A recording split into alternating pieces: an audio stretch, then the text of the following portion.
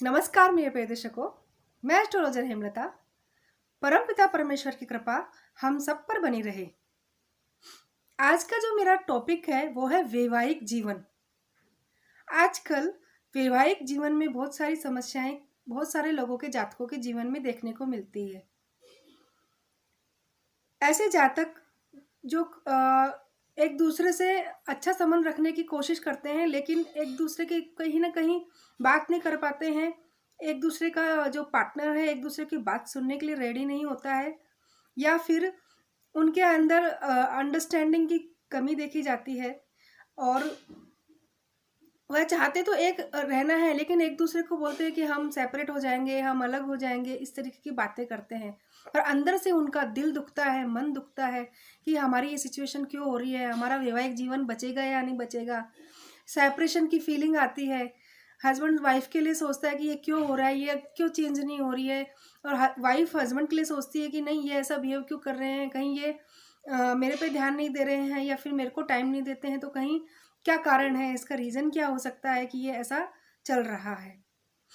सबसे पहले जातक की जन्म कुंडली को एक बार चेक करा लेनी चाहिए कि 7th हाउस का स्वामी, काल पुरुष की कुंडली के हिसाब से देखा जाए तो 7th हाउस के स्वामी शुक्र बनते हैं।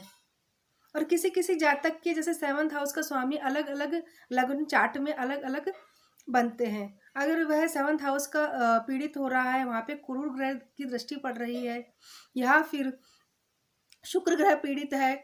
अगर लड़का है तो लड़के की जन्म पत्री यानी कि मेल है तो उनके जन्म पत्री के अंदर अगर शुक्र पीड़ित दिख रहे हैं, या फिर फीमेल है तो गुरु पीड़ित दिख रहे हैं, तो मैं हमेशा एक ही चीज़ है, पॉजिटिविटी पे चलती हूँ कि उपाय किए जाए, इच्छा जागृत की जाए, अच्छाई एकता की तरफ, अच्छाई की तरफ, अपने घर को एक करने की तरफ आगे बढ़ा जाए।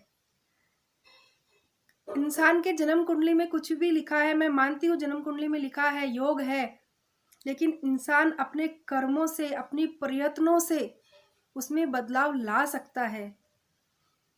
कई कई जातक ऐसे होते हैं, तो हमारे पुराने ऋषि मुनियों ने खुद बताया है कि आप उपाय से अपने जीवन में परिवर्तन ला सकते हैं।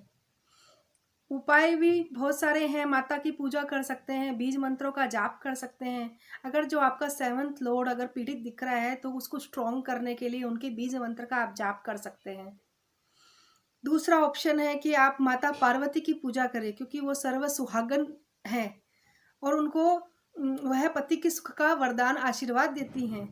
तो मेरा यह भी सोचना है कि लेडीज लोग हो सके तो गुरु की भी पूजा करें, नहीं तो माता पार्वती की पूजा करें, तो भी उनको वैवाहिक जीवन का सुख प्राप्त हो सकता है। क्योंकि जहाँ पति पत्नी में झगड़ा होता है वहाँ अलगाव दिखता है, लेकिन अंदर से मन बहुत दुखता है कि ये मेरे को देखते नहीं है, मेरा केयर नहीं करते हैं। और हस्बैंड भी यही सोचते हैं कि ये मेरा ध्यान नहीं दे रही है।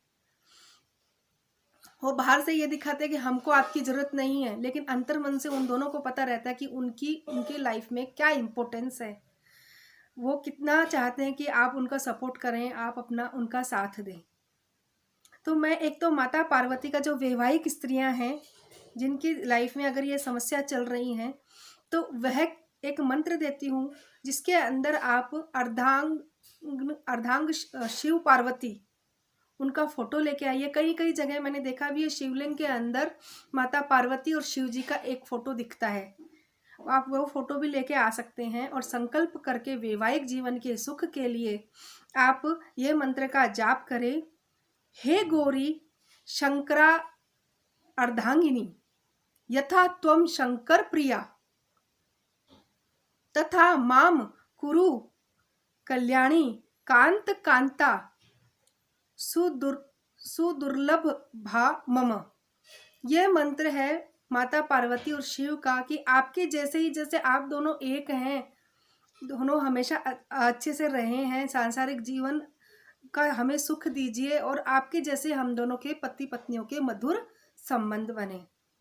अगर जातक मेल की तरफ से अगर ये प्रॉब्लम आ रहा है, वो अपनी वाइफ को सही तरीके से अपनी तरफ कन्विंस करना चाहते हैं, पॉजिटिव करना चाहते हैं, और कम्युनिकेशन की स्थिति नहीं रही है, कम्युनिकेशन नहीं रहा है, तो आप अपनी वाइफ के लिए वही हाथ में जल लेके संकल्प करके आप ये मंत्र का जाप कर सकते हैं। पत्नी मनोरमाम देही मनोव्रतानुसारिणीम तारिणीम दुर्ग संसार सागरस्य कुलुद्भवाम। यह मंत्र की एक माला आप फेरें और रोज एक माला संकल्प से फेरें और रोज एक करते जाएं। माता रानी ने चाहा, शिव पार्वती ने चाहा तो आपके वैवाहिक जीवन में सुख जरूर प्राप्त होगा, उनकी कृपा दृष्टि आप पर बनी तो आप ये छोटे छोटे उपाय अगर करते हैं, अपने कर्मों में परिवर्तन करते हैं, अपनी सोच में परिवर्तन करते हैं, तो जन्म कुंडली के जो ये कुछ दुर्योग हैं उनमें परिवर्तन आता है। कई लोग कहते हैं कि जन्म कुंडली में जो लिख गया वो लिख गया, लेकिन कर्म भी इम्पोर्टेंट है, धर्म भी इम्पोर्टेंट है, महत्व रखता है जिंदगी में, और पॉजिटिविटी भी इम्पोर्टेंट है। आपने सुना होगा मार्कंडेय ऋषि अल्पायु थे, पर उन्होंने महामृत्युंजय मंत्र पाठ का जाप करके शिव जी को प्रसन्न करके अपनी आयु को बढ़ाया था। इसलिए पॉजिटिव रहें, अपने कर्मों पे विशेष ख्याल रखें और उपाय करते रहें। आज के लिए इतना ही। धन्यवाद।